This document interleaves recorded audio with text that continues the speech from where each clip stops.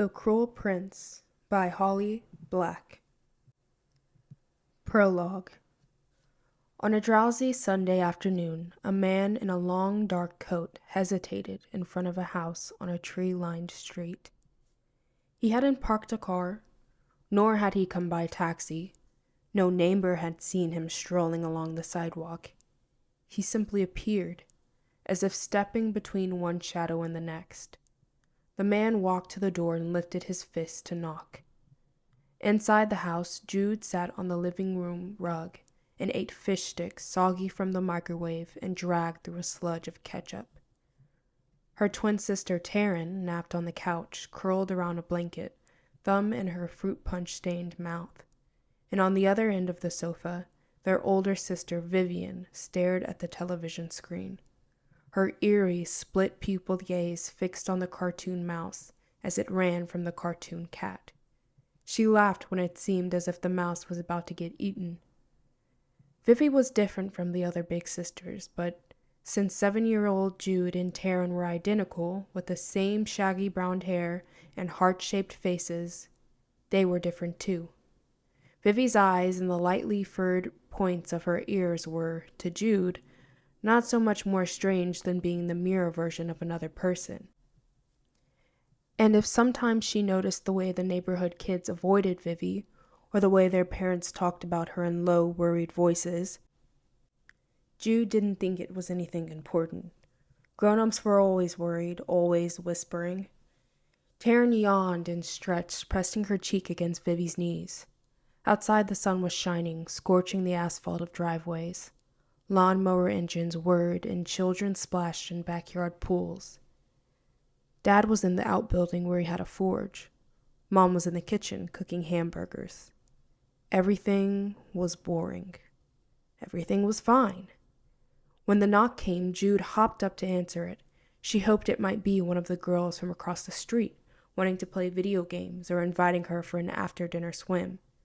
The tall man stood on their mat, glaring down at her. He wore a brown leather duster despite the heat. His shoes were shod with silver, and they rang hollowly as he stepped over the threshold.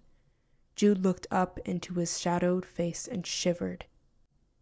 "Mom!" she yelled. "Mom! Someone's here!" Her mother came from the kitchen, wiping wet hands on her jeans. When she saw the man, she went pale. "Go to your room," she told Jude in a scary voice. "Now." "Whose child is that?" the man asked, pointing at her. His voice was oddly accented. "Yours. His." "No one's." Mom didn't even look in Jude's direction. "She's no one's child." That wasn't right.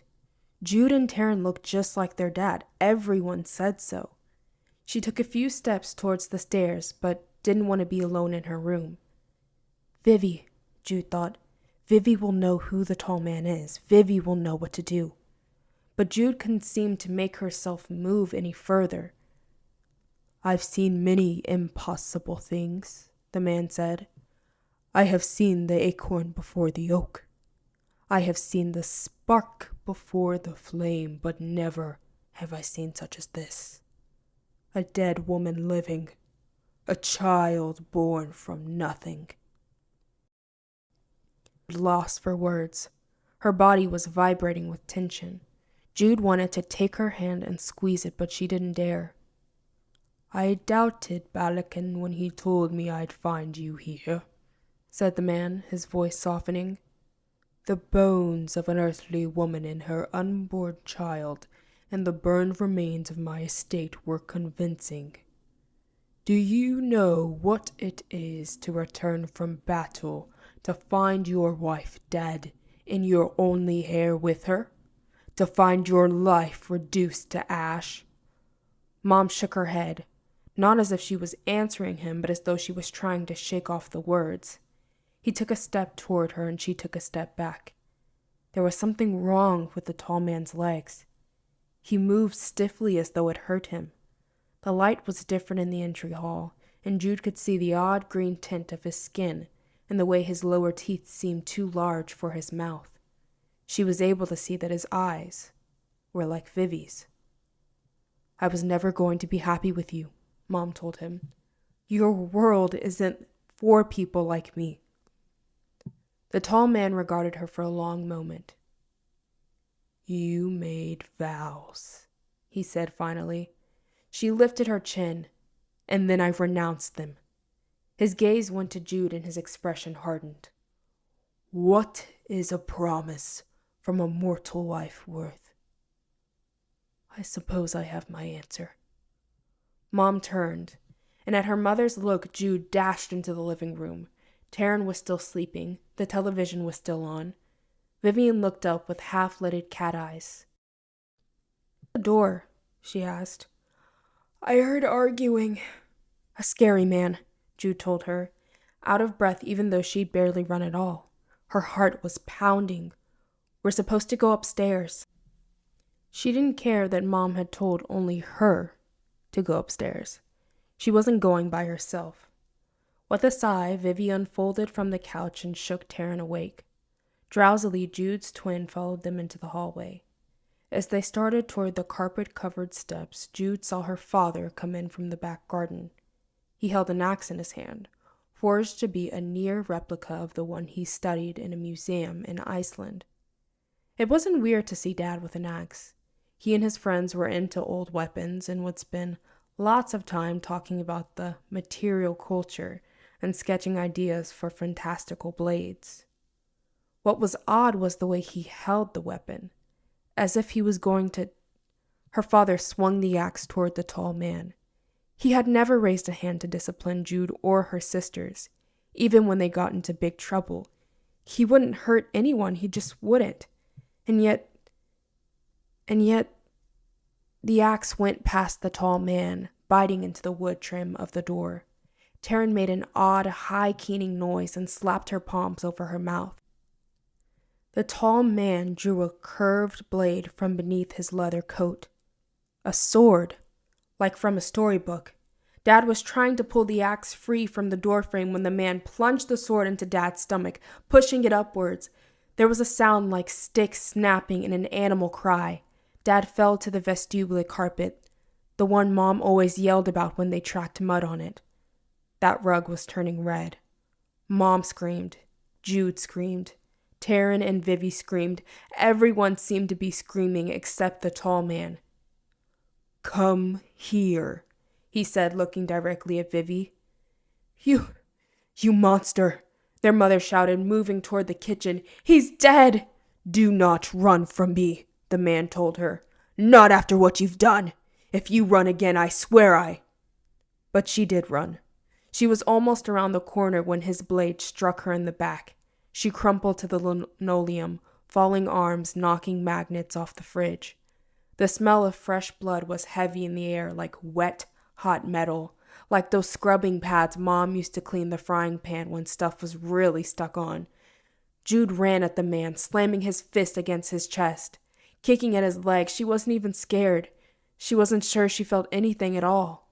The man paid Jude no mind, and for a long moment he just stood there, as though he couldn't quite believe what he'd done, as though he wished he could take back the last 5 minutes. Then he sank to one knee and caught hold of Jude's shoulders. He pinned her arms to her sides so she couldn't hit him anymore, but he wasn't even looking at her. His gaze was on Vivian. "You were stolen from me," he told her. "I have come to take you to your true home in Elfame beneath the hill. There, you will be rich beyond measure. There, you will be with your own kind." "No," Vivi told him in her somber little voice. "I'm never going anywhere with you." "I'm your father," he told her, his voice harsh, rising like the crack of a lash. "You are my hair and my blood, and you will obey me in this, in all things." She didn't move, but her jaw set. "You're not her father," Jude shouted at the man. Even though he and Vivi had the same eyes, she wouldn't let herself believe it. His grip tightened on her shoulders, and she made a little squeezed, squeaking sound. But she stared up defiantly. She'd won plenty of staring contests. He looked away first, turning to watch Taryn on her knees, shaking Mom while she sobbed, as though she was trying to wake her up. Mom didn't move. Mom and Dad were dead. They were never going to move again. "I hate you," Vivi proclaimed to the tall man with a viciousness that Jude was glad of. "I will always hate you, I vow it." The man's stony expression didn't change. "None the less you will come with me. Ready these little humans. Pack light. We ride before dark." Vivian's chin came up. "Leave them alone. If you have to, take me, but not them." He stared at Vivi, and then he snorted. "You'd protect your sisters from me, would you? Tell me, where would you have them go?" Vivi didn't answer. They had no grandparents, no living family at all. At least, none they knew. He looked at Jude again, released her shoulders, and rose to his feet. "These are the progeny of my wife, and thus my responsibility. I may be a cruel monster, a murderer, but I do not shirk my responsibilities, nor should you shirk yours as the eldest."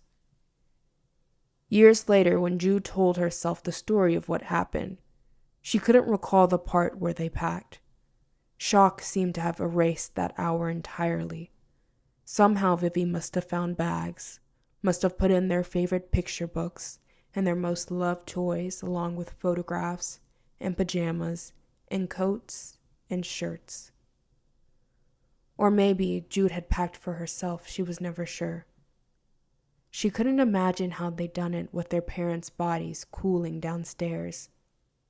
She couldn't imagine how it had felt, and as the years went by, she couldn't make herself feel it again. The horror of the murders dulled with time. Her memories of the day blurred. A black horse was nibbling the grass of the lawn when they went outside. Its eyes were big and soft. Jude wanted to throw her arms around its neck and press her wet face into its silky mane. Before she could, the tall man swung her, then Taryn, across the saddle, handling them like baggage rather than children. He put Vivi up behind him. "Hold on," he said. Jude and her sisters wept the whole way to Fairyland. Chapter 1. In Fairy, there are no fish sticks, no ketchup, and no television. Chapter 2. I sit on a cushion as an imp braids my hair back from my face. The imp's fingers are long, her nails sharp. I wince. Her black eyes meet mine in the claw-footed mirror on my dressing table.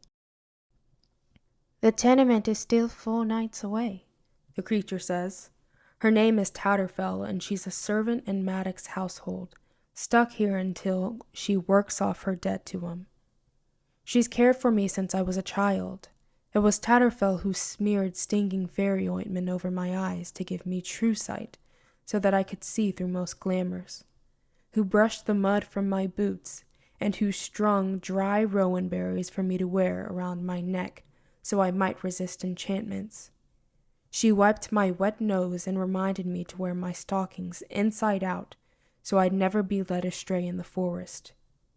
"And no matter how eager you are for it, you cannot make the moon set nor rise any faster. Try to bring glory to the general's household tonight by appearing as comely as we can make you." I sigh. She never had much patience with my peevishness. "It's an honor to dance with the High King's court under the hill." The servants were overfond of telling me how fortunate I am, a bastard daughter of a faithless wife, a human without a drop of fairy blood, to be treated like the true-born child of fairy. They tell Taryn much the same thing. I know it's an honor to be raised alongside the gentry's own children, a terrifying honor of which I will never be worthy. It would be hard to forget it with all the reminders I am given.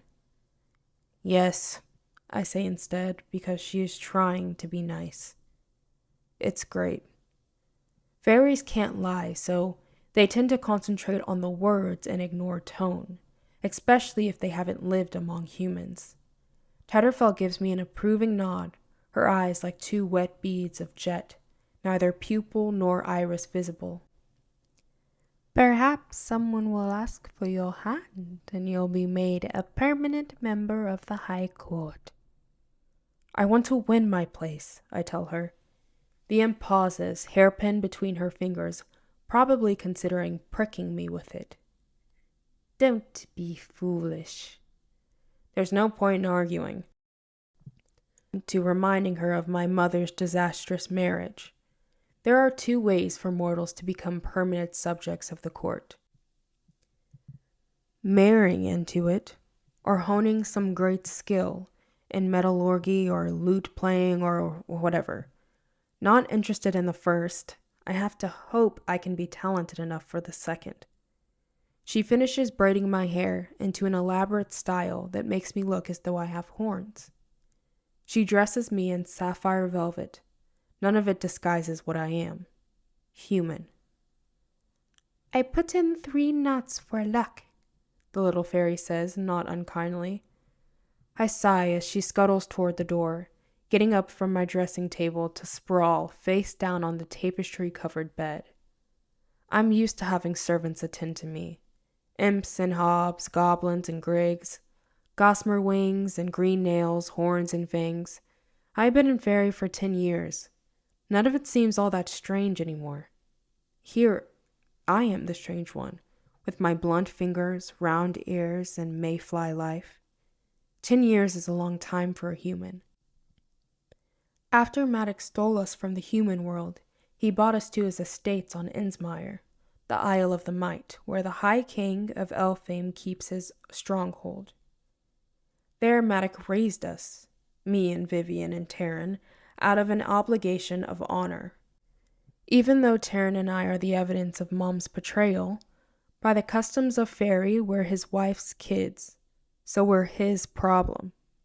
As the High King General, Maddox was often away, fighting for the crown. We were well cared for nonetheless. We slept on mattresses stuffed with the soft seed heads of dandelions. Maddox personally instructed us in the art of fighting with the cutlass and dagger, the falchion, and our fist. He played the 9 men's Morris, Fidchel, and fox and geese with us before fire. He let us sit on his knee and eat off his plate. Many nights I drifted off to sleep to his rumbling voice reading from a book of battle strategy. And despite myself, despite what he'd done and what he was, I came to love him. I do love him. It's just not a comfortable kind of love. Nice braids, Taryn says, rushing into my room. She's dressed in a crimson velvet. Her hair is loose, long chestnut curls that fly behind her like a capelet, a few strands braided with gleaming silver thread. She hops onto the bed beside me, disarranging my small pile of threadbare stuffed animals. A koala, a snake, a black cat. All beloved of my 7-year-old self. I cannot bear to throw out any of my relics. I sit up and take a self-conscious look in the mirror. I like them. I'm having a premonition, Taryn says, surprising me. We're going to have fun tonight. Fun? I'd been imagining myself frowning at the crowd from our usual bolt hole and worrying over whether I'd do well enough in a tournament to impress one of my royal family into granting me knighthood. Just thinking about it makes me fidgety, yet I think about it constantly. My thumb rushes over the missing tip of my ring finger, my nervous tick. Yes, she says, poking me in the side. Hey, ow! I scoot out of range. What exactly does this plan entail? Mostly when we go to court, we hide ourselves away. We've watched some very interesting things, but from a distance. She throws up her hands. What do you mean? What does fun entail? It's fun! I laugh a little nervously. You have no idea either, do you? Fine. Let's go see if you have the gift for prophecy. We are getting older and things are changing. We are changing. and as eager as I am for it, I'm also afraid. Taryn pushes herself off my bed and holds out her arm, as though she's my escort for a dance. I allow myself to be guided from the room, my hand going automatically to assure myself that my knife is still strapped to my hip. The interior of Maddox's house is whitewashed plaster and massive, rough-cut wooden beams. The glass panes in the windows are stained gray as trapped smoke, making the light strange. As Taryn and I go down the spiral stairs, I spot Vivi hiding in a little balcony, frowning over comics Zine stolen from the human world. Vivi grins at me. She's in jeans and a billowy shirt, obviously not intending to go to the revel. Being Maddox's legitimate daughter, she feels no pressure to please him. She does what she likes, including reading magazines that might have iron staples rather than glue binding their pages, not caring if her fingers get singed. "Heading somewhere?" she asks softly from the shadows, startling Taryn. Vivi knows perfectly well where we're heading. When we first came here, Taryn and Vivi and I would huddle in Vivi's big bed and talk about what we remembered from home. We'd talk about the meals Mom burned and the popcorn Dad made, our next-door neighbors' names, the way the house smelled, what school was like, the holidays, the taste of icing on birthday cakes. We'd talk about the shows we'd watched, rehashing the plots, recalling the dialogue until all of our memories were polished, smooth, and false. There's no more huddling in bed now, rehashing anything.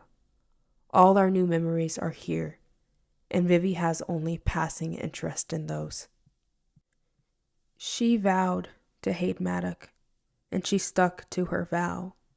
When Vivi wasn't reminiscing about home, she was a terror. She broke things, she screamed and raged and pinched us whenever we were content.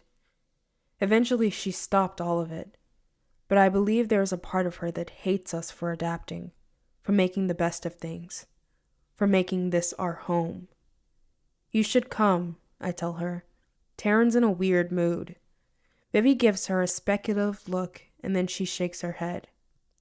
"I've got other plans," which might mean she's going to sneak over to the mortar world for an evening, or it might mean she's going to spend it on the balcony reading. Either way, if it annoys Maddox, it pleases Vivi. He's waiting for us in the hall with his second wife, Oriana. Her skin is the bluish color of skim milk, and her hair is as white as fresh fallen snow. She is beautiful but unnerving to look at, like a ghost. Tonight she is wearing green and gold, a mossy dress with an elaborate shining collar that makes the pink of her mouth, her ears, and her eyes stand out. Maddox is dressed in green too, the color of deep forests. The sword at his hip is no ornament. Outside past the double doors, a hob waits, holding the silver bridles of 5 dappled fairy steeds, their manes braided in complicated and probably magical knots. I think of the knots in my hair and wonder how similar they are. "You both look well," Maddox says to Taryn and me, the warmth in his tone making the words a rare compliment. His gaze goes to the stairs. "Is your sister on her way?" I don't know where Vivi is. I lie. Lying is so easy here. I can do it all day long and never be caught. She must have forgotten. Disappointment passes over Maddox's face, but not surprise. He heads outside to say something to the hob holding the reins. Nearby I see one of his spies, a wrinkled creature with a nose like a parsnip and a back hunched higher than her head. She slips a note into his hand and darts off with surprising nimbleness. Oriana looks us over carefully, as though she expects to find something amiss. "Be careful tonight," Oriana says. "Promise me you will neither eat, nor drink, nor dance." "We've been to court before," I remind her, a fairy non-answer if ever there was one. "You may think salt is sufficient protection, but your children are forgetful. better to go without. As for dancing, once begun, you mortals will dance yourselves to a death if we don't prevent it. I look at my feet and say nothing. We children are not forgetful.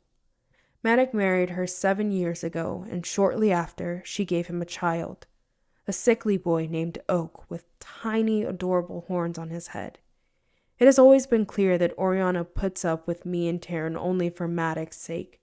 She seems to think of us as her husband's favored hounds, poorly trained and likely to turn on our master at any moment. Oak thinks of us as sisters, which I can tell makes Oriana nervous, even though I would never do anything to hurt him. You are under Maddox's protection, and he has the favor of the High King, Oriana says. I will not see Maddox made to look foolish because of your mistakes. With that little speech complete, she walks out toward the horses.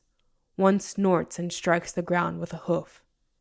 Taryn and I share a look, then follow her. Maddox is already seated on the largest of the fairy steeds, an impressive creature with a scar beneath one eye. Its nostrils flare with impatience. It tosses its mane restlessly. I swing up onto the pale green horse with sharp teeth and a swampy odor.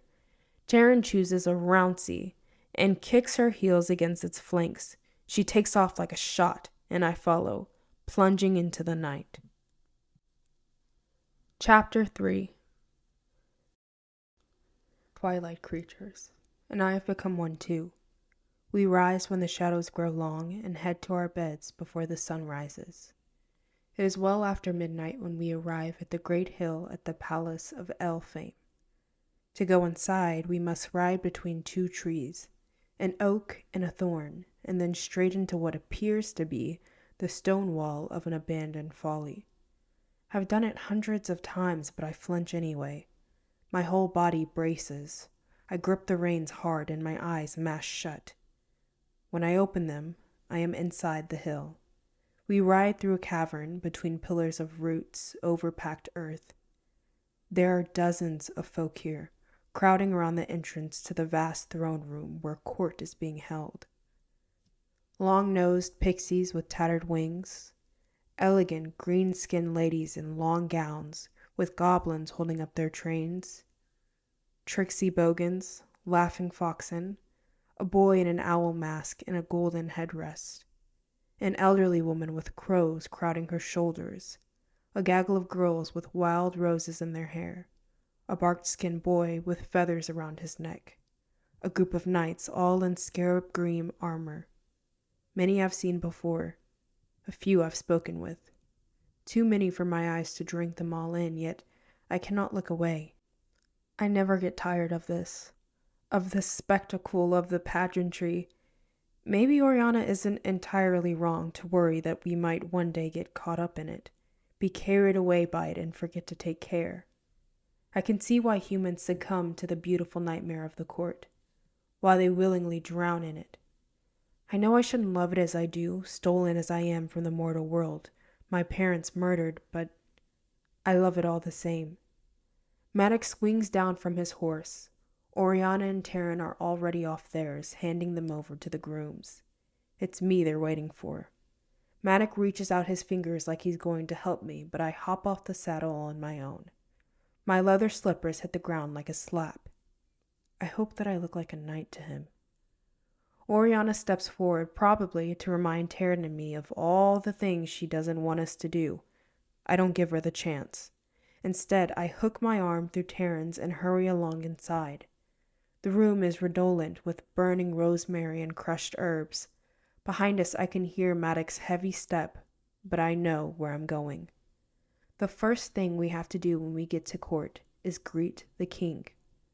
The High King Eldred sits on his throne in gray robes of state, a heavy golden oak leaf crown holding down his thin, spun gold hair. When we bow, he touches our heads lightly with his knobby, beringed hands, and then we rise. His grandmother was Queen Mab, of the House of Greenbrier. She lived as one of the solitary fae before she began to conquer fairy with her horned consort and his stag riders. Because of him, each of Eldred's 6 heirs are said to have some animal characteristic, a thing that is not unusual in fairy but is unusual among the trooping gentry of the courts. The eldest prince, Balakin, and his younger brother, Dane, stand nearby, drinking wine from wooden cups banded in silver. Dane wears breeches that stop at his knees, showing his hooves and deer legs. Balakin wears the great coat he favors, with the collar of bear fur. His fingers have a thorn at each knuckle, and thorns ridge his arm running up under the cuffs of his shirt, visible when he and Dane urge Matic over. Oriana curtsies to them.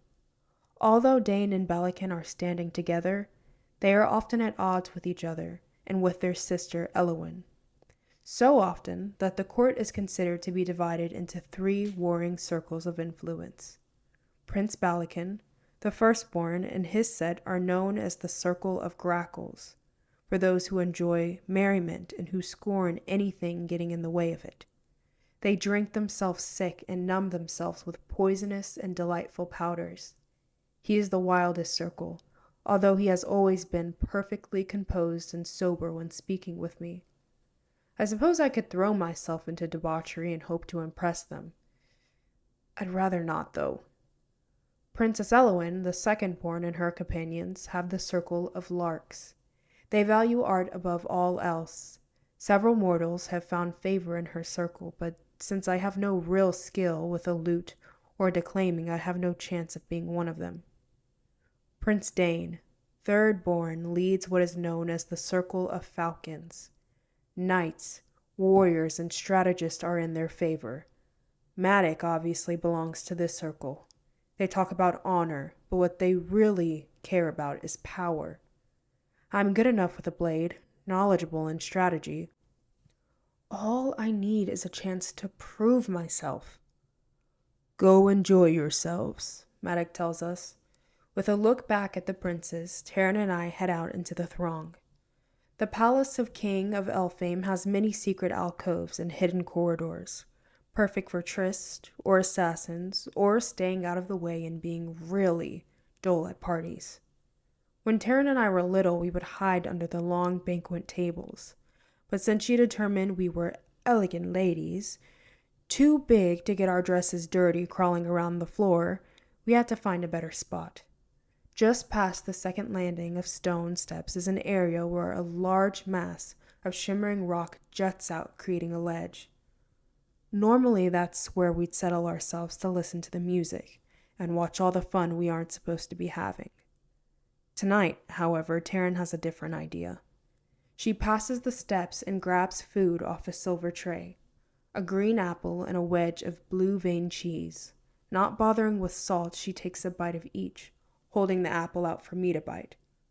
Oriana thinks we can't tell a difference between regular fruit and fairy fruit, which blooms a deep gold.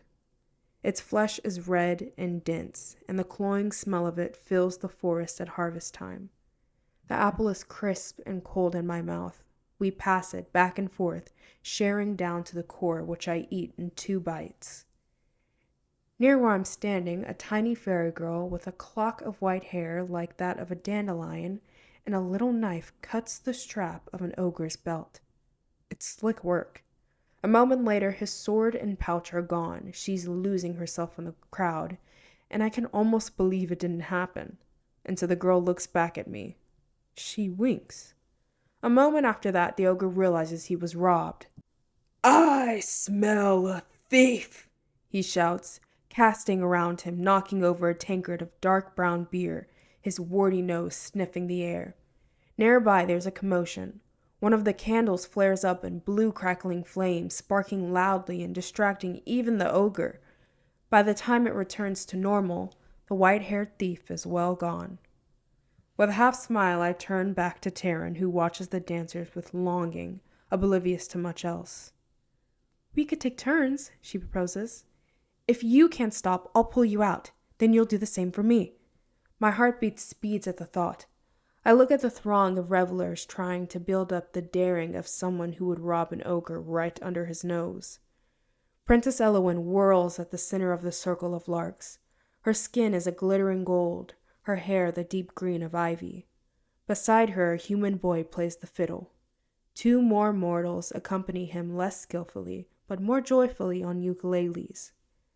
Eowyn's younger sister, Kaelia, spins nearby with corn silk hair like her father's and a crown of flowers in it.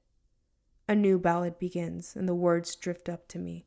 Of all the sons King William had, Prince Jamie was the worst, they sing. And what made the sorrow even greater, Prince Jamie was the first. I never much liked that song because it reminds me of someone else. Someone who, along with Princess Rhea, doesn't appear to be attending tonight. But, oh no, I do see him. Prince Cardan, 6th born to the High King Eldred, yet still the absolute worst, strides across the floor towards us. Valerian, Nicasia, and Locke, his 3 meanest, fanciest, and most loyal friends, follow him. The crowd parts and hushes, bowing as they pass. Cardan is wearing his usual scowl, accessorized with kohl under his eyes, and a circlet of gold in his midnight hair. He has on a long black coat with a high, jagged collar, the whole thing stitched with a pattern of constellations. Valerian is in deep red, Cabocan rubies sparkling on his cuffs, each like a drop of frozen blood. Nicasia's hair is the blue-green of the ocean, crowned with a diadem of pearls. A glittering cobweb net covers her braids. Locke brings up the rear, looking bored, and his hair the precise color of a fox fur. They're ridiculous, I say to Taryn, who follows my gaze. I cannot deny that they're also beautiful. Fairy lords and ladies just like in the songs. If we didn't have to take lessons alongside them, if I didn't know firsthand what a scourge they are to those who displease them, I'd probably be as in love with them as everyone else is. Vivi says that Cardan has a tail, Taryn whispers. She saw it when she was swimming in the lake with him and Princess Rhea this past full night. I can't imagine Cardan swimming in a lake, jumping in the water, splashing people, laughing at something other than their suffering. A tail, I echo, an incredulous smile starting on my face, then fading when I remember that Vivi didn't bother to tell me the story, even though it must have happened days ago. 3 is an odd configuration of sisters. There's always one on the outside, with a tuft on the end. It coils up under his clothes and unfurls like a whip, she giggles, and I can barely understand her next words. Vivi said she wishes she had one. I'm glad she doesn't, I say firmly.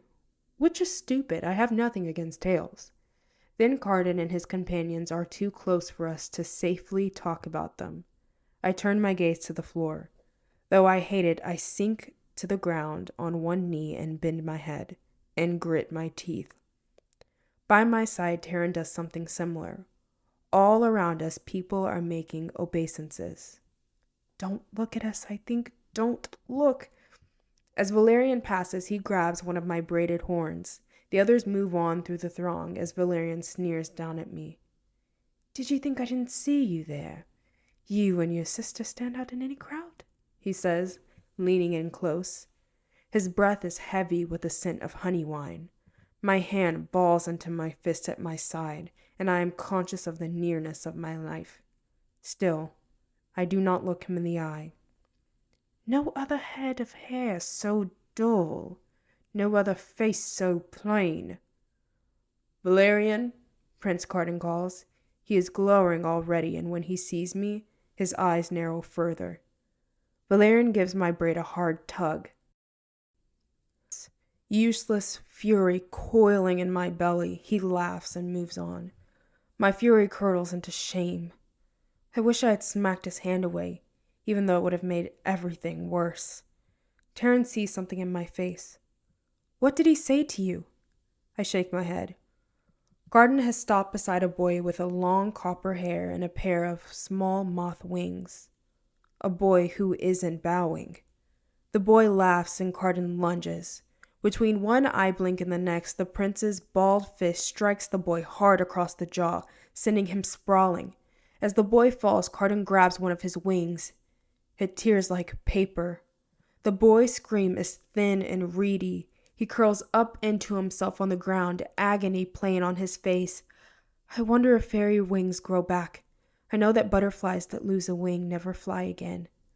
The courtiers around us gape and titter, but only for a moment. Then they go back to their dancing and their songs, and the revel spirals on. This is how they are. Someone gets in Carden's way, and they're instantly and brutally punished. Driven from taking lessons at the palace, sometimes out of the court entirely, hurt, broken. As Carden walks past the boy, apparently done with him, I'm grateful that Carden has 5 more worthy brothers and sisters. It's practically guaranteed that he'll never sit on the throne. I don't want to think of him with more power than he has. Even Acacia and Valerian share a weighted glance. Then Valerian shrugs and follows Carden. But Locke pauses by the boy, bending down to help him to his feet. The boy's friends come over and lead him away, and at that moment, and probably, Locke's gaze lifts.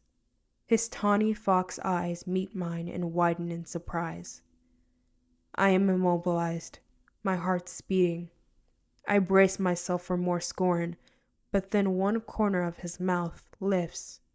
He winks, as if in acknowledgement of being caught out, as if we're sharing a secret, as if he thinks I am not loathly, as though he does not find my mortality contagious.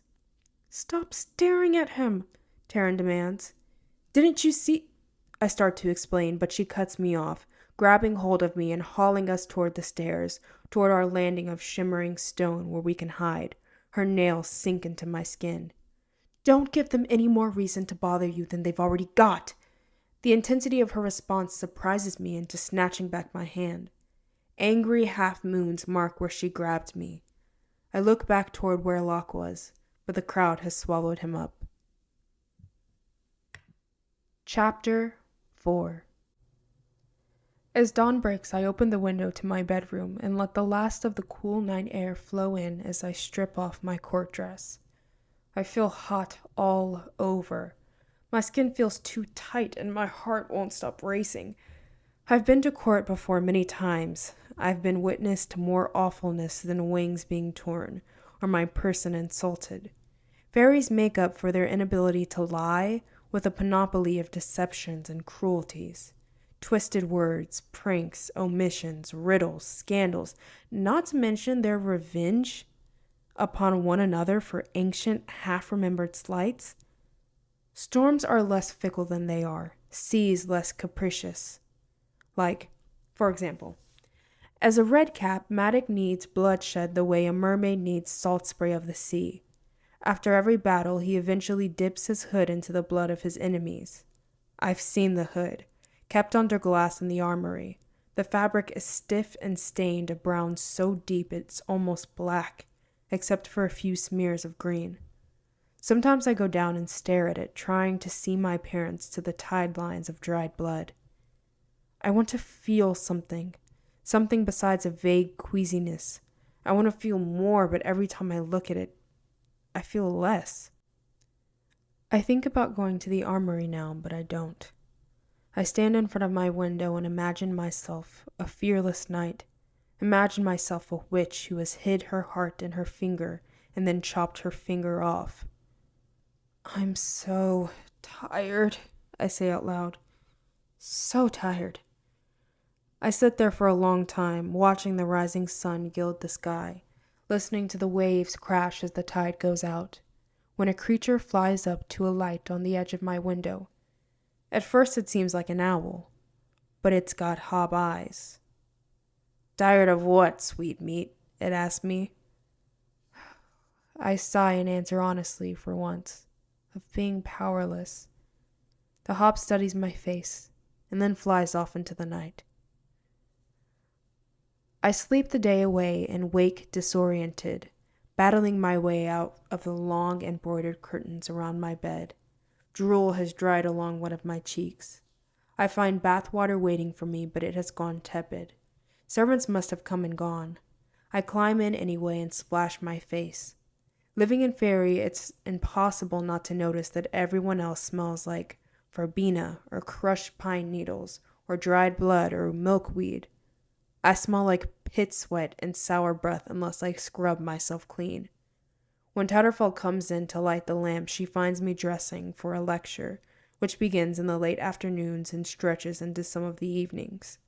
I wear my gray leather boots and a tunic with Maddox's crest, a dagger, a crescent moon turned on its side so it rests like a cup, and a single drop of blood falling from one corner embroidered in silk thread. Downstairs I find Taryn at the banquet table alone, nursing a cup of nettle tea and picking at her bannock. Today she does not suggest anything will be fun. Maddox insists, perhaps out of guilt or shame, that we be treated like the children of Fairy, that we take the same lessons, that we be given whatever they have. Changelings have been brought to the High Court before, but none of them have been raised like gentry. He doesn't understand how that makes them loathe us. Not that I'm not grateful, I like the lessons. Answering the lecturers cleverly is something no one can take from me. Even the lecturers themselves occasionally pretend otherwise. I will take a frustrated nod in place of effusive praise. I will take it and be glad because it means I can belong whether they like it or not. Vivi used to go with us, but then she became bored and didn't bother. Maddox raged, but since his approval of a thing only makes her despise it, all his railing just made her more determined to never, ever go back. She has tried to persuade us to stay home with her, but if Taryn and I cannot manage the machinations of the children of the Fairy without quitting lessons or running to Maddox, how will we ever be able to manage the court, where the same machinations will play out on a grander and more deadly scale? And I set off swinging our baskets. We don't have to leave Innsmire to get to the High King's palace, but we do skirt the edge of two other tiny islands, Innsmore, Isle of Stone, and Innsweel, Isle of Woe. All three are connected by half-submerged rocky paths and stones large enough that it's possible to leap your way from one ton to the next. A herd of stags is swimming towards Innsmore, seeking the best grazing. Taryn and I walk past the Lake of Mask and through the far corner of Milkwood, picking our way past the pale, silvery trunks and bleached leaves. From there we spot mermaids and merrows sunning themselves near craggy caves, their scales reflecting the amber glow of the late afternoon sun. All the children of gentry, regardless of age, are taught by lecturers from all over the kingdom on the grounds of the palace. Some afternoons we sit in groves carpeted with emerald moss, and other evenings we spend in high towers or in the trees. We learn about the movements of constellations in the sky, the medicinal and magical properties of herbs, the languages of birds and flowers and people, as well as the language of the folk, though it occasionally twists in my mouth, the composition of riddles and how to walk soft-footed over leaves and brambles to leave neither trace nor sound. We are instructed in the finer points of the harp and the lute, the bow and the blade. Taryn and I watch them as they practice enchantments. For a break, we all play at war in a green field with broad arc of trees. Maddox trained me to be formidable, even with a wooden sword. Taryn isn't bad either, even though she doesn't bother practicing anymore. At the summer tournament, in only a few days, our mock war will take place in the front of the royal family. With Maddox's endorsement, one of the princes or princesses might choose to grant me knighthood and take me into their personal guard. It would be a kind of power, a kind of protection, and with it I could protect Taryn too. We arrive at school. Prince Carden, Locke, Valerian, and Acacia are already sprawled in the grass with a few other fairies. A girl with deer horns, Posy, is giggling over something Carden has said. They do not so much as look at us when we spread our blanket and set our notebooks and pens and pots of ink. My relief is immense.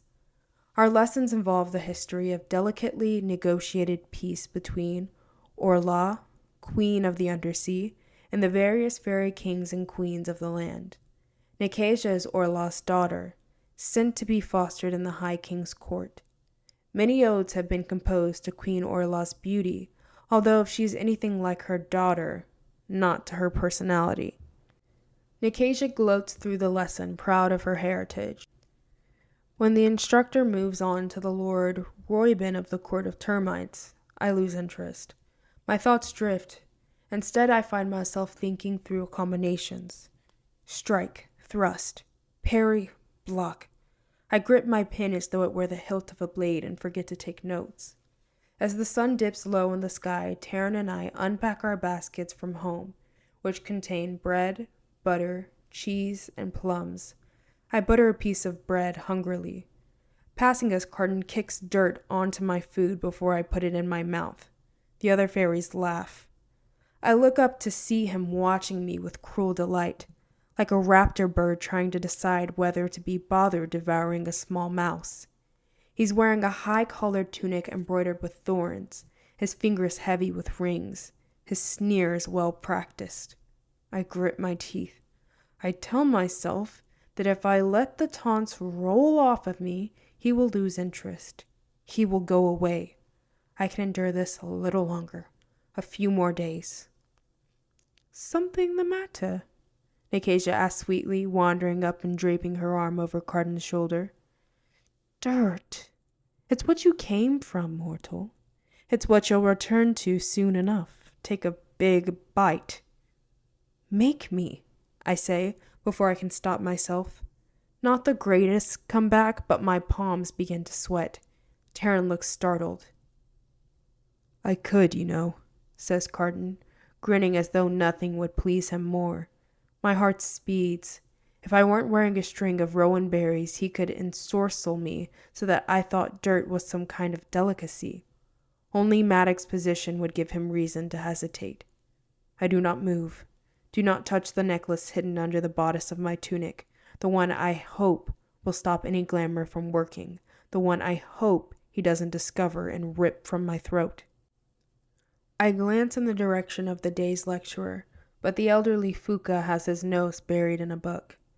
Since Carden's prince, it's more likely that no one has ever cautioned him, has ever stayed his hand.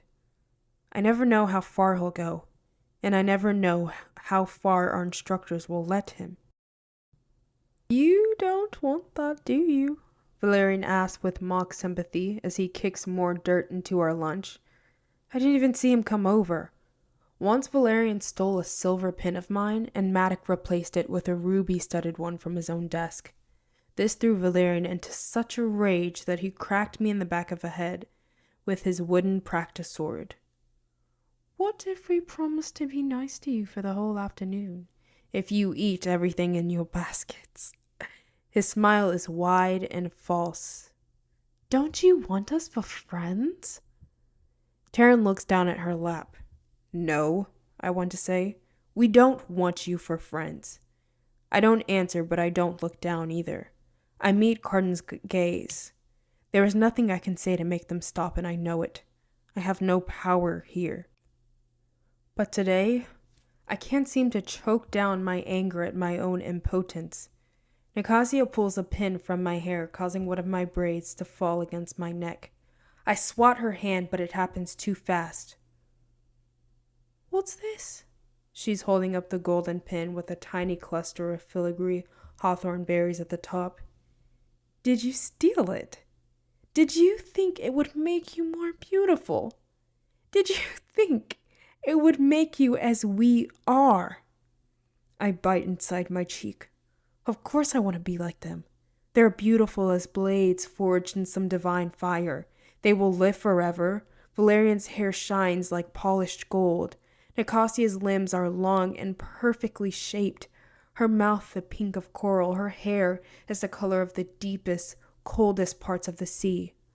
Fox-eyed Locke standing silently behind Valerian, his expression schooled to careful indifference, has a chin as pointed as the tips of his ears.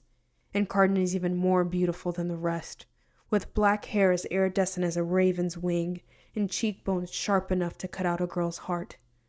I hate him more than all the others. I hate him so much that sometimes when I look at him, I can hardly breathe. You'll never be our equal, Nicasia says. Of course I won't. Ah, come on, Locke says with a careless laugh, his hand going around Nicasia's waist. Let's leave them to their misery. Jude's sorry, Taryn says quickly. We're both really sorry. She can show how sorry she is, Carden drawls. Tell her she doesn't belong in the summer tournament. Afraid I'll win? I ask, which isn't smart. It's not for mortals, he informs us, voice chilly. Withdraw, or wish that you had. I open my mouth, but Taryn speaks before I can. I'll talk to her about it. It's nothing. It's just a game. Sia gives my sister a magnanimous smile. Valerian leads at Taryn, his eyes lingering on her curves. It's all just a game. Carden's gaze meets mine, and I know he isn't finished with me, not by a long shot. Why did you dare them like that? Taryn asks when they've walked back to their merry luncheon, all spread out for them. Talking back to him, that's just stupid. Make me? Afraid I'll win? I know, I tell her. I'll shut up, I got angry. You better off being scared, she advises, and then shaking her head, she packs up our ruined food. My stomach growls, and I try to ignore it. They want me to be afraid, I know that. During the mock war that very afternoon, Valerian trips me, and Carden whispers foul things in my ear. I head home with bruises on my skin from kicks, from falls. What they don't realize is this. Yes, they frighten me, but I have always been scared since the day I got here. I was raised by the man who murdered my parents and reared in a land of monsters. I live with that fear, let it settle into my bones and ignore it. If I didn't pretend not to be scared, I would hide under my owl-down coverts in Maddox estate forever. I would lie there and scream until there was nothing left of me. I refuse to do that. I will not do that. Nicasia is wrong about me. I don't desire to do as well in the tournament as one of the Fae. I want to win. I do not yearn to be their equal. In my heart, I yearn to best them. Chapter 5. On our way home, Taryn stops and picks blackberries beside the Lake of Masks. I sit on a rock in the moonlight and deliberately do not look into the water. The lake doesn't reflect your own face. It shows you someone else who had looked or will look into it. When I was little, I used to sit at the bank all day staring at fairy countenances instead of my own, hoping that I might someday catch a glimpse of my mother looking back at me. Eventually, it hurt too much to try. Are you going to quit the tournament? Taryn asks, shoveling a handful of berries into her mouth. We are hungry children. Already we are taller than Vivi, our hips wider and our breasts heavier. I open my basket and take out my dirty plum, wiping it on my shirt. It's still more or less edible. I eat it slowly, considering. You mean because of Carden and his court of jerks? She frowns with an expression just like the one I might make if she was being particularly thick-headed. Do you know what they call us? She demands. The circle of worms. I hurl the pit at the water, watching ripples destroy the possibility of any reflections. My lips curl. You are littering in a magical lake, she tells me. All rot, I say, and so will we. They're right. We are the circle of worms. We're mortal. We don't have forever to wait for them to let us do the things we want. I don't care if they don't like my being in the tournament. Once I become a knight, I'll be beyond their reach. Do you think Maddox's going to allow that? Taryn asks, giving up on the bush after the brambles make her fingers bleed. Answering to someone other than him? What else has he been training us for? I ask. Wordlessly, we fall into step together, making our way home. Not me, she shakes her head. I am going to fall in love. I'm surprised into laughter. So you've decided. I didn't think it worked like that. I thought love was supposed to happen when you least expect it, like a sap to the skull. Well, I have decided, she says. I consider mentioning her last ill-fated decision, the one about having fun at the revel, but that will just annoy her. Instead, I try to imagine someone she might fall in love with. Maybe it will be a marrow, and he'll give her the gift of breathing underwater and a crown of pearls and take her to his bed under the sea. Actually, that sounds amazing. Maybe I'm making all the wrong choices. How much do you like swimming? I ask her. What? She asks. Nothing, I say. She, suspecting some sort of teasing, elbows me in the side. We head through the crooked forest with its bent trunks since the milkwood is dangerous at night. We have to stop to let some rootmen pass for the fear they might step on us if we don't keep out of their way. Moss covers their shoulders and crawls up their bark cheeks. Wind whistles through their ribs. They make a beautiful and solemn procession. If you're so sure Maddox is going to give you permission, why haven't you asked him yet? Taryn whispers. The tournament is only 3 days away. Anyone can fight in the summer tournament, but if I want to be a knight, I must declare my candidacy by wearing a green sash across my chest. And if Maddox will not allow me that, then no amount of skill will help me. I will not be a candidate, and I will not be chosen. I am glad the rootmen give me an excuse not to answer, because of course, she's right. I haven't asked Maddox because I'm afraid of what he will say. When we get home, pushing open the enormous wooden door with its looping ironwork, someone is shouting upstairs as though in distress. I run toward the sound, hard in my mouth, only to find Vivi in her room, chasing a cloud of sprites. They streak past me in the hall in a blast of gossamer, and she slams the book she was swinging at them to the door casing. Look! Vivi yells at me, pointing toward her closet. Look what they did!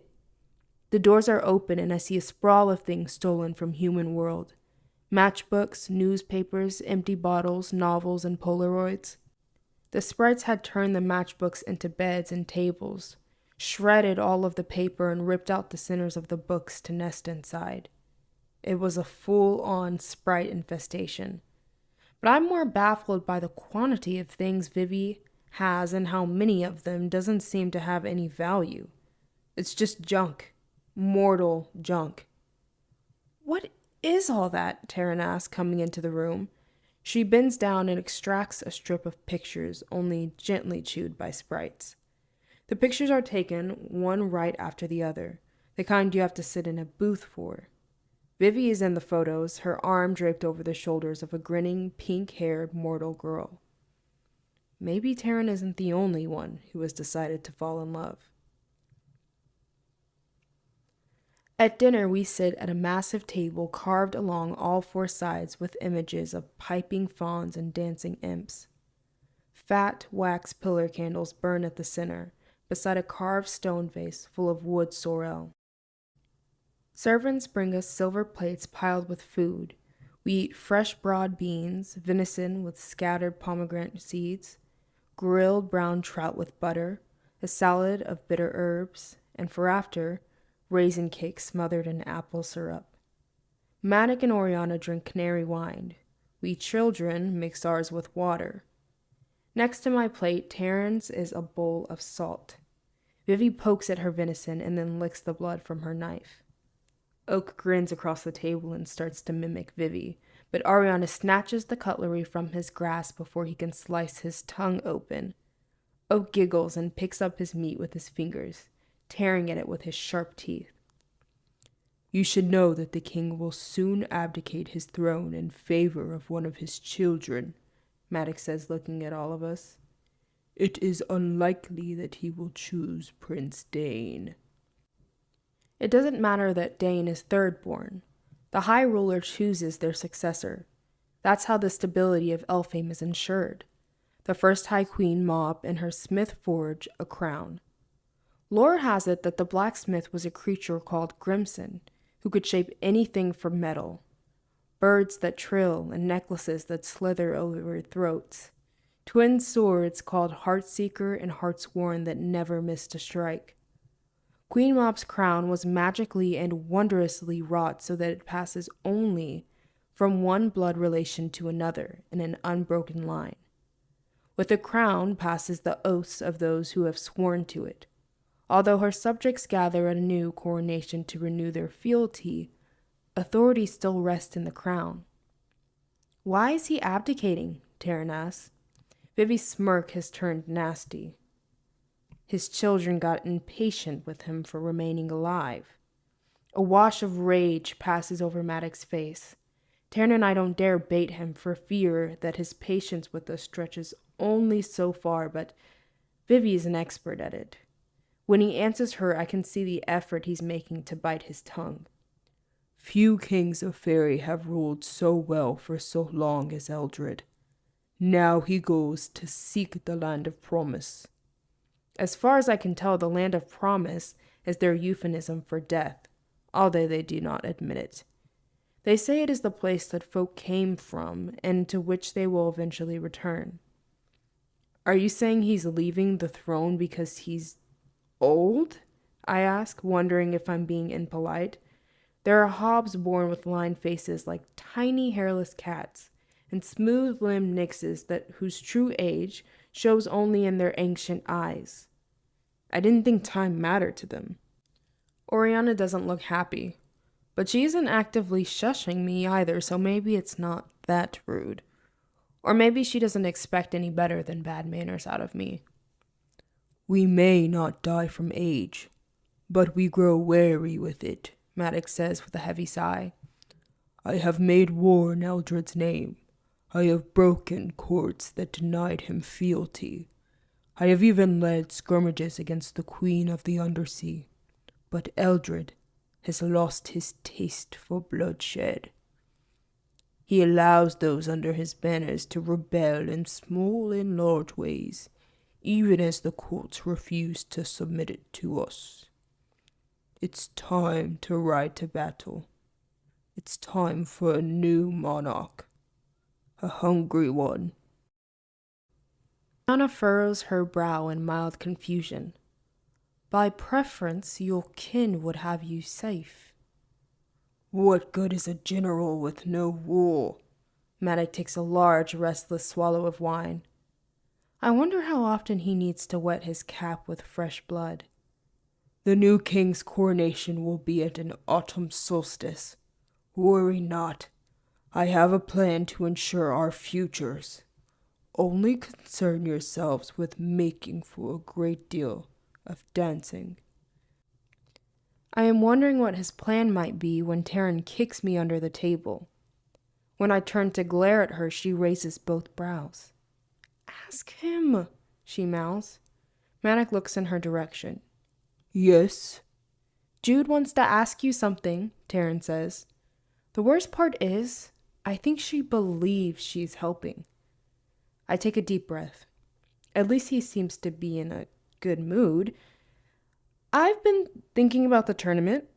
I imagine saying these words many, many times, but now that I'm actually doing it, they don't seem to come out the way I planned. I'm not, bad with a sword? You do yourself too modest, Maddox says. Your salesman is excellent. It's encouraging. I look over at Taryn, who appears to be holding her breath. Everyone at the table has gone still, except for Roke, who taps his glass against the side of his plate. I'm going to fight in the summer tournament, and I want to declare myself ready to be chosen for knighthood. Maddox's brows go up. That's what you want? It's dangerous work. I nod. I'm not afraid. Interesting, he says. My heart thuds dully in my chest. I have thought through every aspect of this plan except for the possibility that he won't allow it. I want to make my own way at court, I say. You're no killer, he tells me. I flinch, my gaze coming up to his. He looks back at me steadily with his golden cat eyes. I could be, I insist. I've been training for a decade. Since you took me, I do not say, although it must be in my eyes. He shakes his head sadly. What you lack has nothing to do with experience. No, but I begin. Enough. I have made my decision, he says, raising his voice to cut me off. After a moment when we both are silent, he gives me a conciliatory half smile. Fight in the tournament if you like, for sport, but you will not put on the green sash. You are not ready to be a knight. You can ask me again after the coronation, if your heart's still set on it. And if it's a whim, that will be enough time for it to pass. This is no whim. I hate the desperation in my voice, but I have been counting down the days to the tournament. The idea of waiting months just so he can turn me down again fills me with wild despair. Manic gives me an unreadable look. After the coronation, he repeats. I want to scream at him.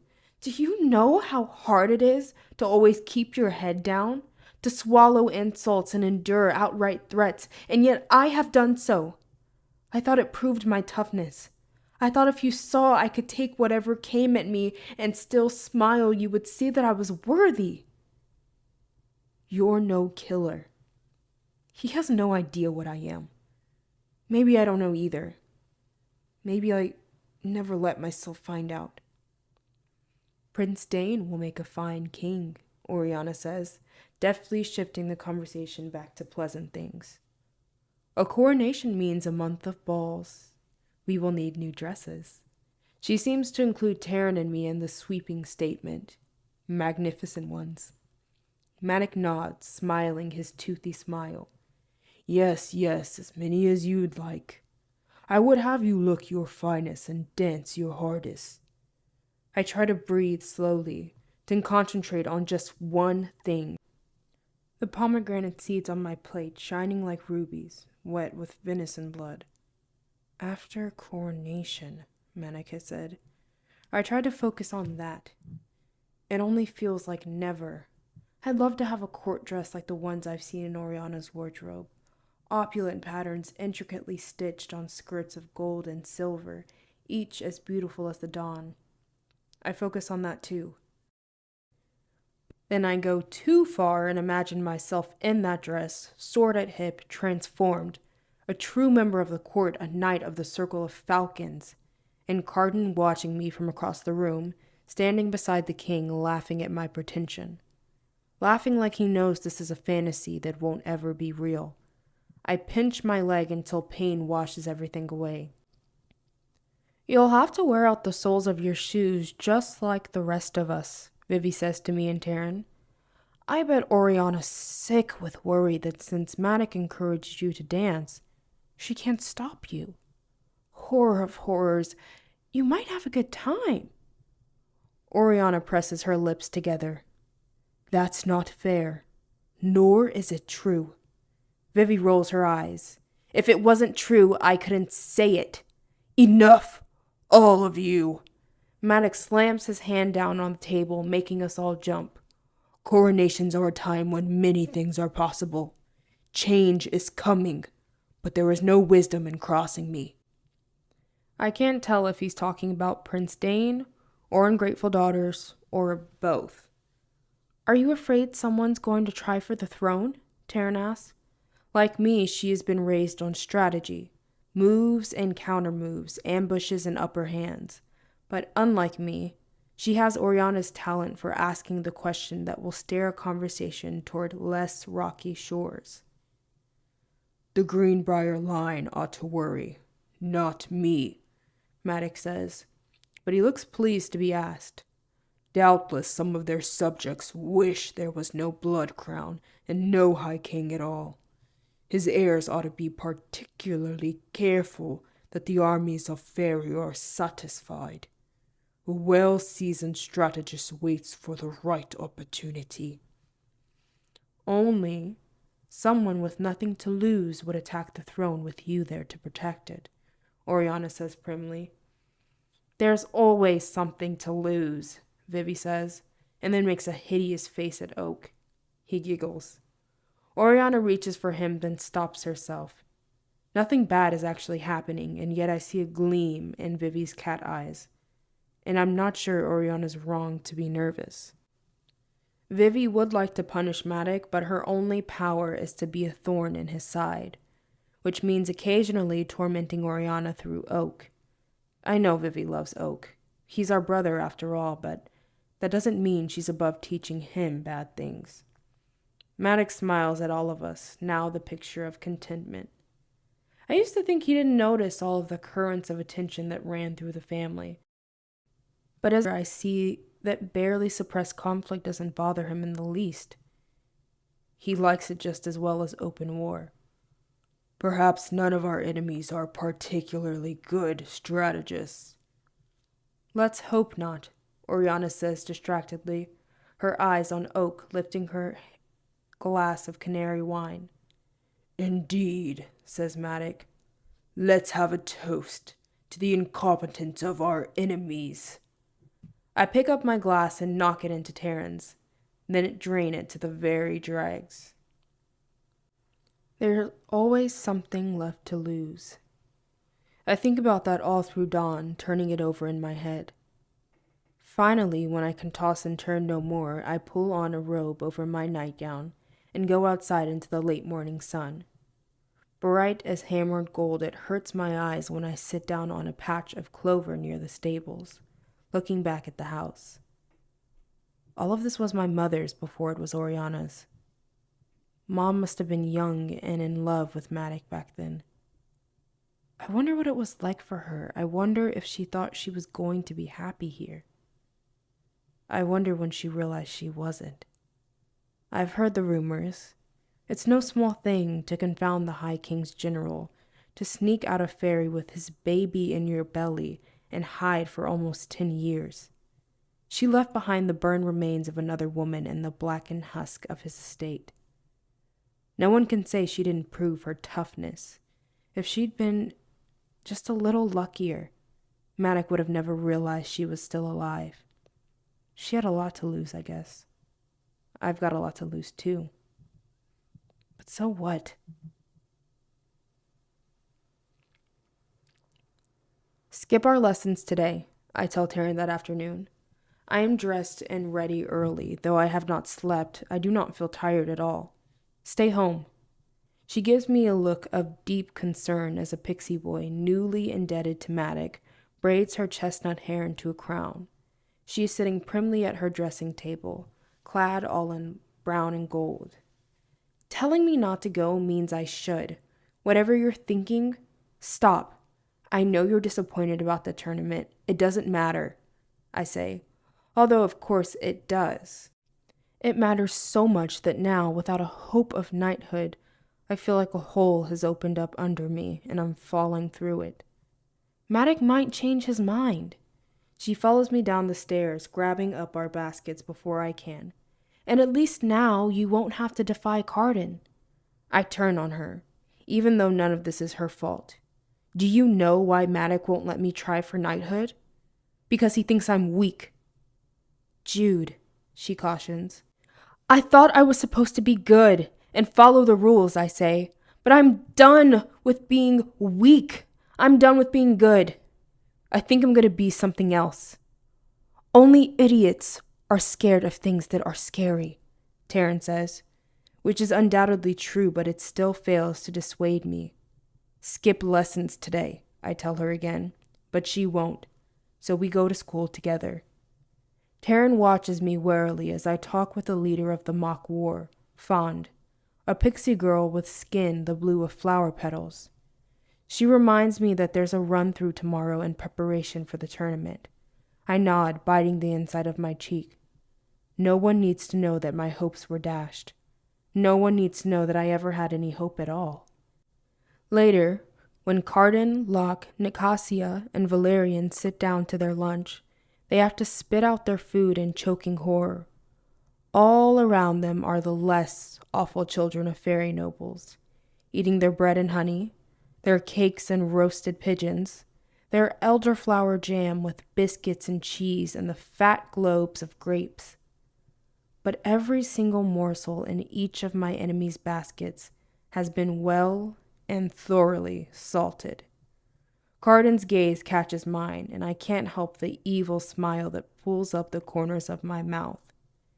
His eyes are bright as coals, his hatred a living thing, shimmering in the air between us like the air above the black rocks on a blazing summer day.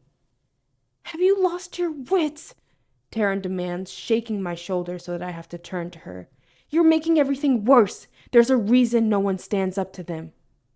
"I know," I say softly, unable to keep the smile off my lips. "A lot of reasons." She's right to be worried. I just declared war. Chapter 6. I've told this story all wrong. There are things I really ought to have said about growing up in Fairy. I left them out of the story, mostly because I'm a coward. I don't even like to let myself think about them, but maybe knowing a few relevant details about my past will make more sense of why I am the way I am. How fear seeped into my marrow, how I learned to pretend it away. So here are 3 things I should have told you about myself before, but didn't. When I was 9, one of Maddox's guards bit off the very top of my ring finger on my left hand. We were outside, and when I screamed, he pushed me hard enough that my head smacked into the wooden posts in the stables. Then he made me stand there while he chewed the piece he'd bitten off. He told me exactly how much he hated mortals. I bled so much you wouldn't think that much blood could come out of a finger. And when it was over, he explained that I better keep what happened secret, because if I didn't, he'd eat the rest of me. So obviously I didn't tell anyone. Until now, when I'm telling you. 2. When I was 11, I was spotted hiding under the banquet table at one of the revels by a particularly bored member of the gentry. He dragged me out by one foot, kicking and squirming. I don't think he knew who I was, at least I tell myself he didn't, but he compelled me to drink, and so I drank. The grass-green fairy wine slipping down my throat like nectar. He danced me round the hill. It was fun at first, the kind of terrifying fun that makes you screech to be put down half the time and feel dizzy and sick the rest. But when the fun wore off and I couldn't stop, it was just terrifying. It turned out that my fear was equally amusing to him, though. Princess Elowen found me at the end of the revel, puking and crying. She didn't ask me a single thing about how I got that way. She just handed me over to Oriana like I was a misplaced jacket. We never told Maddox about it. What would have been the point?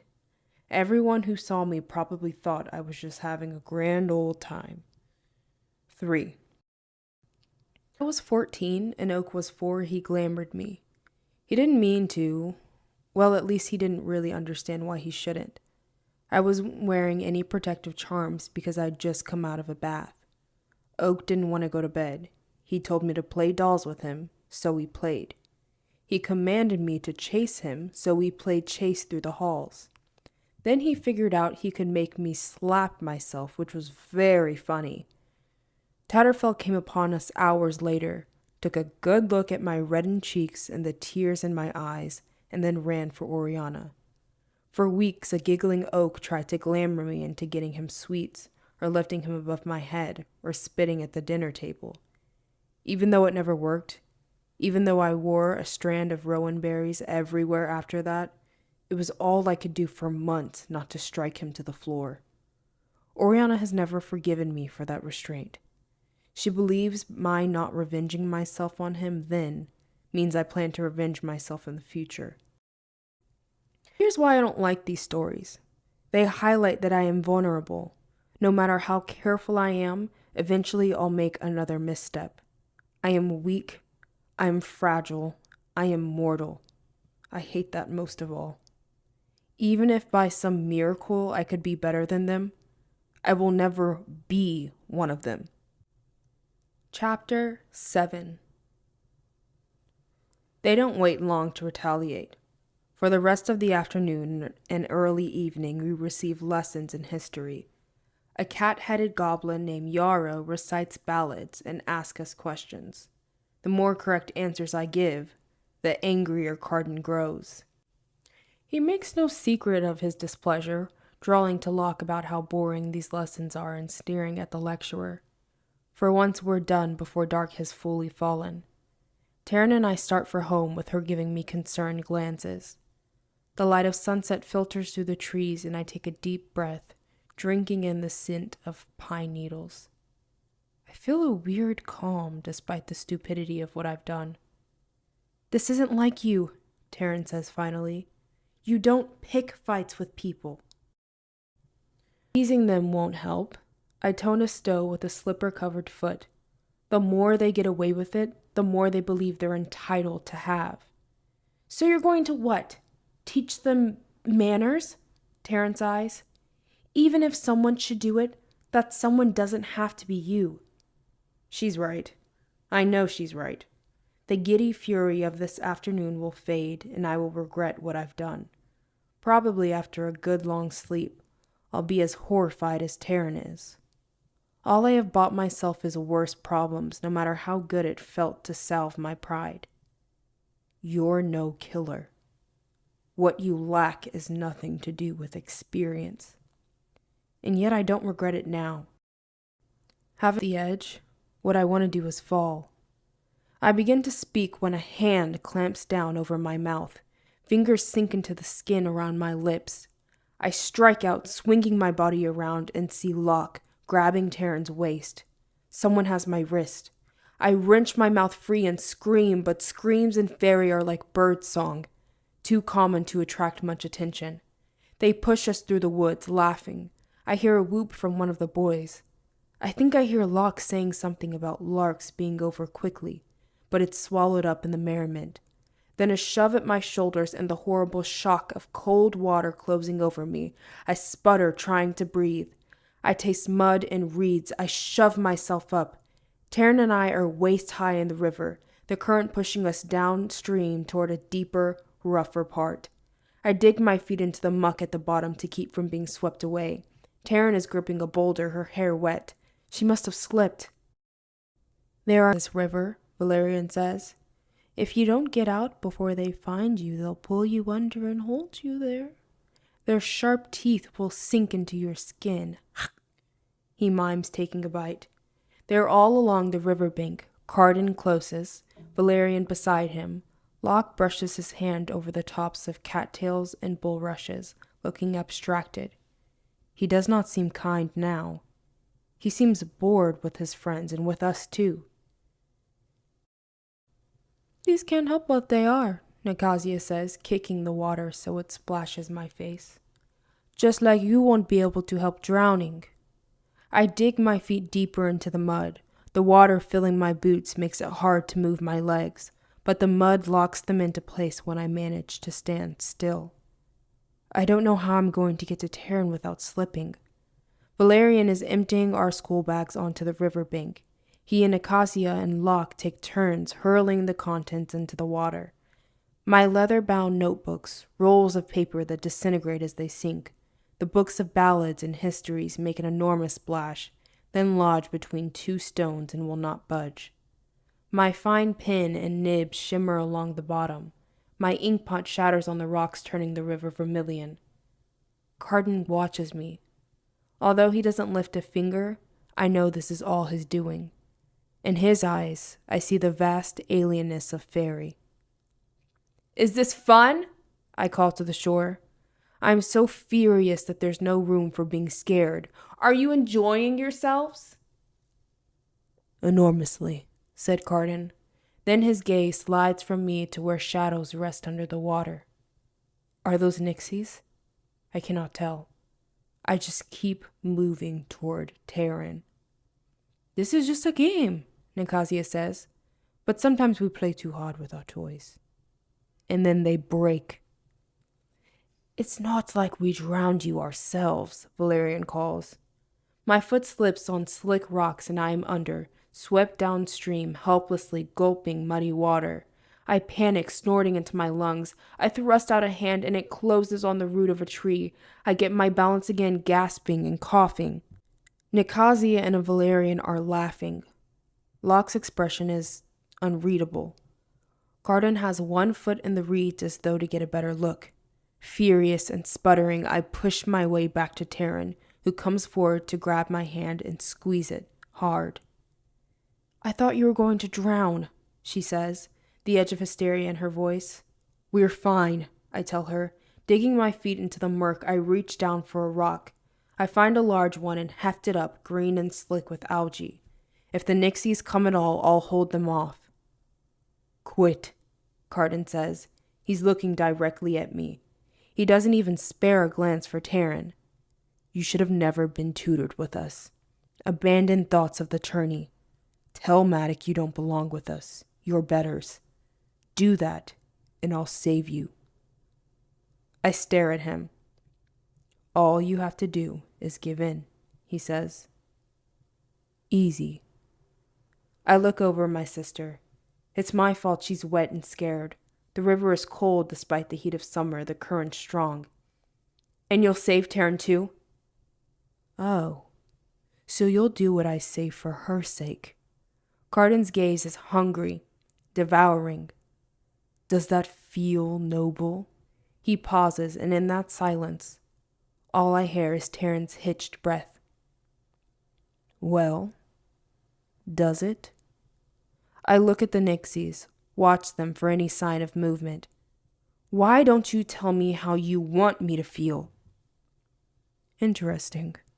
He takes another step closer, squatting and regarding us from eye level. "There are so few children in Fairy that I've never seen one of us twinned. Is it like being doubled, or more like being divided in half?" I don't answer. Behind him, I see Nicasia thread her arm through Locke's and whisper something to him. He gives her a scathing look and she pouts. Maybe they're annoyed that we're not currently being eaten. Carden frowns. "Twin sister," he says, turning to Taryn. A smile returns to his mouth as though terrible new idea has come to delight him. "Would you make a similar sacrifice? Let's find out. I have a most generous offer for you. Climb up the bank and kiss me on both my cheeks. Once that's done, so long as you don't defend your sister by word or deed, I won't hold you accountable for her defiance. Now isn't that a good bargain? But you get it only if you come to us now and leave her there to drown. Show her that she will always be alone." For a moment, Taryn stands still, as if frozen. "Go," I say. "I'll be fine." It still hurts when she wades toward the bank, but of course she should go. She will be safe and the price is nothing that matters. One of the pale shapes detaches from the others and swims toward. Keep listening to this audiobook. I've left you a link in the description so you can do it, at no cost thanks to Audible's 30-day free trial.